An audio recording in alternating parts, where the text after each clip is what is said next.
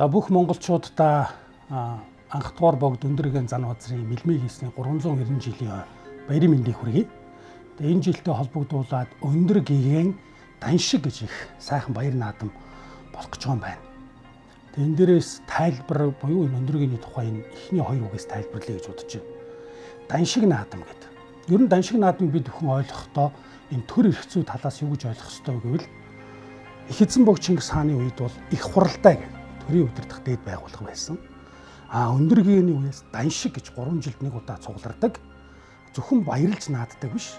Тэр одоо цугларахтаа засаглалынхаа асуудлуудыг ярьдаг.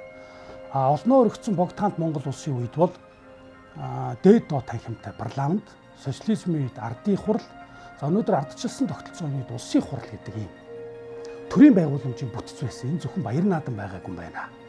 Тийм учраас энэ даншиг гэдэг зүйлийн цаад утга санаа бол Монгол улсын тусгаар тогтнол, төрийн бодлого, засаглалын хэлбэрүүдийг тухайн үеийн алтан уургийн одоо Монголын ноёдууд төр барьдаг хүмүүс цугларч мөнгө дээр хилцдэг байсан юм байна гэж ойлгох хэрэгтэй.